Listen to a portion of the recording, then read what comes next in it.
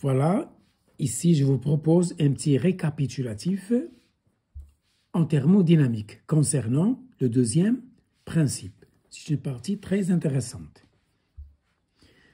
Voilà, un petit rappel. Donc, pour une transformation cyclique, c'est-à-dire un cycle réversible, vous connaissez déjà ça. Voilà le premier principe. Il me dit que la variation de l'énergie interne lors d'un cycle, c'est ce que l'on constate dans les moteurs et de façon générale dans les machines thermiques, telles que la machine frigorifique, pompe à chaleur ou les climatiseurs. Premier principe, la variation de l'énergie interne, c'est la chaleur échangée avec le milieu extérieur plus l'énergie mécanique échangée avec le milieu extérieur est égale à 0, puisque c'est un cycle. L'état initial et l'état final sont confondus. Je pars d'un point et j'y reviens.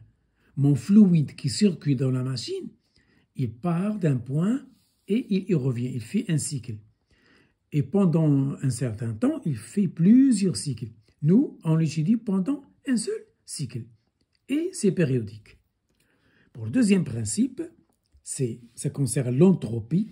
Je rappelle que la fonction entropie S est une fonction qui signifie, qui étudie, qui s'intéresse au désordre d'un système. Parce qu'un système est constitué par des milliers d'atomes ou de particules microscopiques qui sont agités de manière aléatoire dans toutes les directions. L'entropie, c'est une fonction qui nous renseigne sur cette agitation. Elle nous dit que le maximum du désordre, c'est l'ordre. Voilà pourquoi, pour une transformation réversible cyclique, la variation de l'entropie est nulle. C'est-à-dire l'entropie est constante. C'est l'ordre, c'est le maximum des ordres. Et on a défini delta S par Q sur T. Q, la chaleur échangée avec le milieu extérieur, était la température du système étudié. Voilà, pour une transformation cyclique réversible, apprenez ça par cœur. Premier principe, l'énergie interne. Deuxième principe, la fonction entropie. Petit c, le rendement.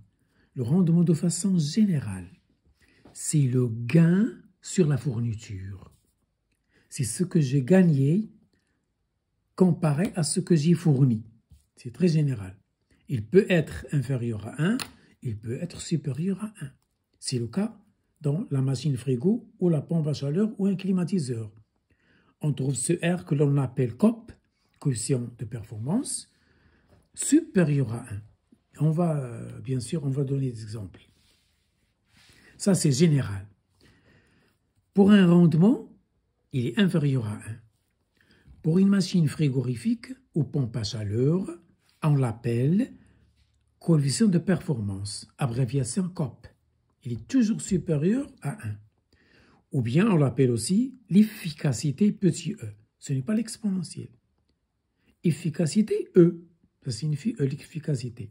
Toujours supérieur à donc ou bien COP ou bien E. Pour la pompe à chaleur, on met E indice C. Pour la machine frigorifique, on met EF, E du froid. Ça y est. Pour la machine frigorifique, quel est son rôle? Elle refroidit la source froide. La source froide, c'est l'intérieur du frigo. Que fait un réfrigérateur? Il refroidit son intérieur. Donc, une machine frigorifique, apprenez cette phrase par cœur. Elle refroidit le corps froid, toujours. Le corps froid, c'est-à-dire c'est l'intérieur du réfrigérateur. Alors que la pompe à chaleur, elle réchauffe le corps chaud. Tout à fait le contraire. Comme la dérivée et l'intégrale, l'une est l'inverse de l'autre. Donc la machine frigorifique, elle refroidit le corps froid. La pompe à chaleur, elle réchauffe le corps chaud. Ça vous facilite la résolution des exercices. Bien sûr, ça y est. Voilà. Donc pour une pompe à chaleur, j'étais arrivé là tout à l'heure. Elle réchauffe la source chaude, ou bien le corps chaud. Pour appliquer le deuxième principe, c'est-à-dire la variation de l'entropie, il nous faut deux sources de température différentes. C'est-à-dire, il faut que j'ai un système ditherme, pas un système monotherme.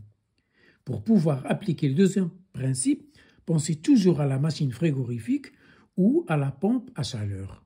Ce sont les deux applications les plus usuelles, les plus courantes.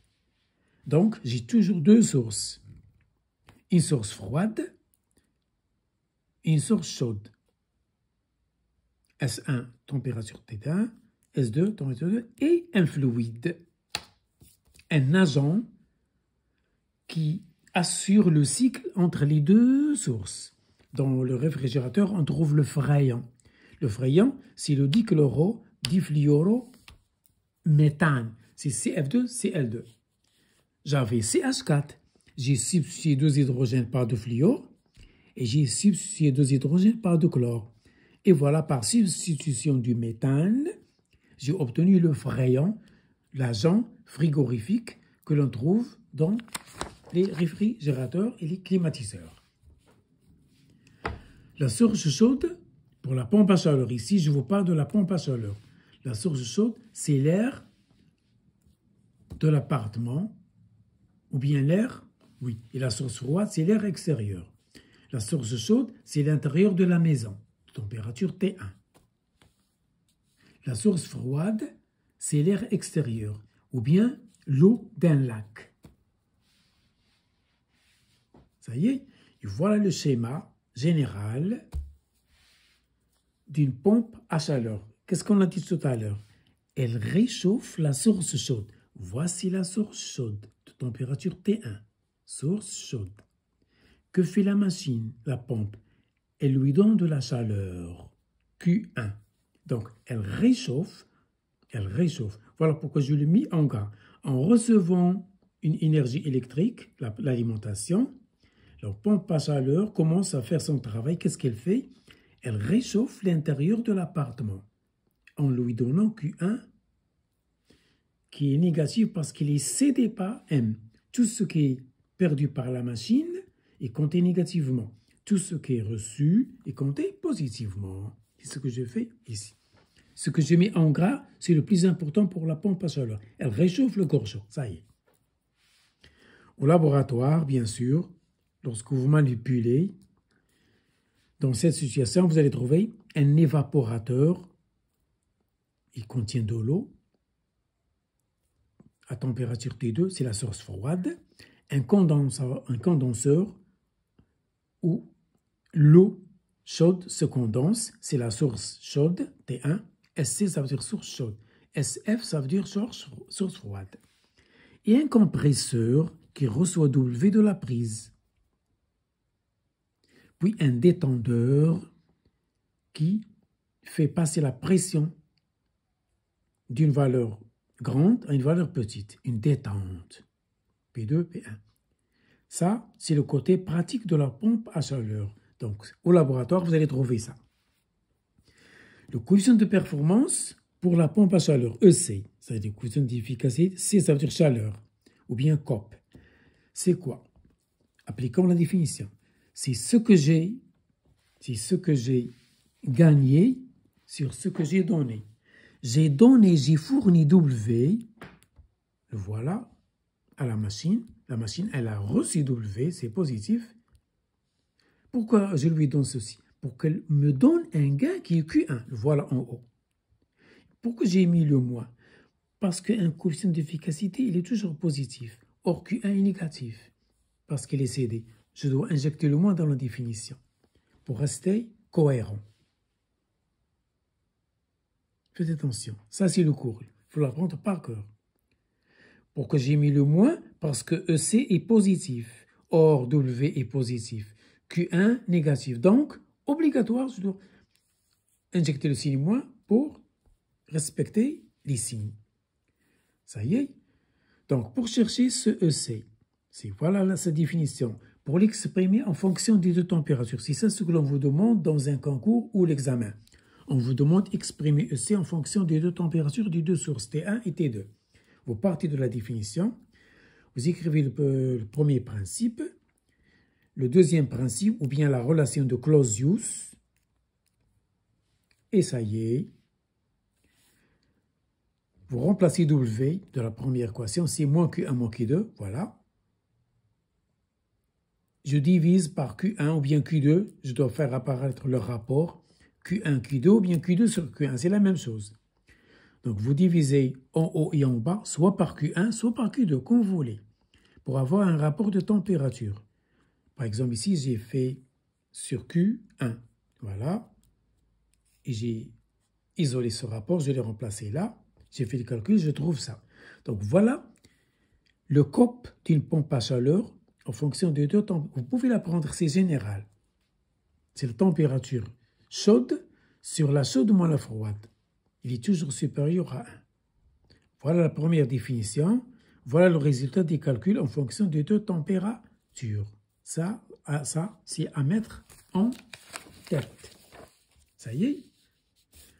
Pour une machine frigorifique, EF, le coefficient d'efficacité, ou bien le coefficient de performance, coefficient de performance, ou bien EF, c'est la même chose. C'est quoi? Voilà le schéma. C'est toujours la même chose, c'est Q2 sur W. Ça y est, c'est ce que j'ai gagné sur ce que j'ai fourni. Et voilà, comme tout à l'heure, j'utilise le deuxième et le premier principe. Voilà, je fais la même chose comme tout à l'heure. Je trouve EF égale ceci. Donc, remarquez la symétrie entre les deux résultats. Tout à l'heure, pour la pompe à chaleur, on a trouvé la chaude sur la chaude moins la froide. Ici, la froide sur T2 moins T1. C'est positif. Ça y est.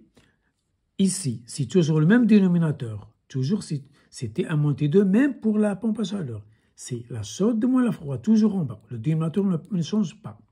Pour la machine frigorifique, il faut mettre sa température de la source froide.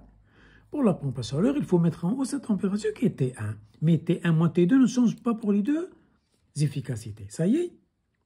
C'est une manière de maintenir les résultats en tête. Voilà. Ça, c'est pour la machine frigorifique. Il faut apprendre le schéma et le résultat par cœur.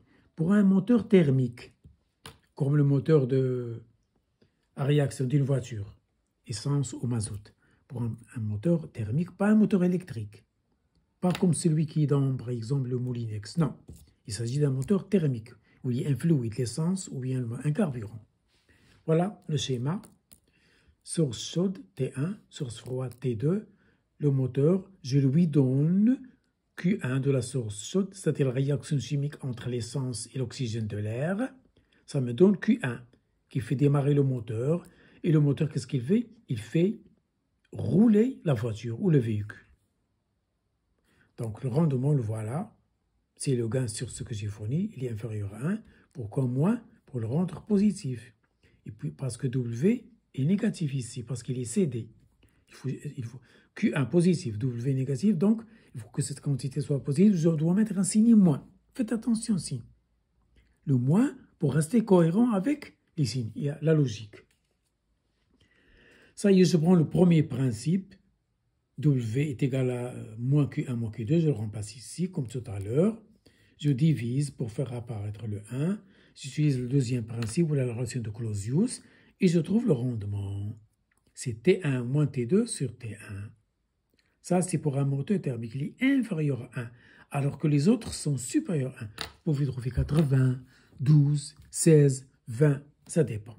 Voilà pour ce petit récapitulatif.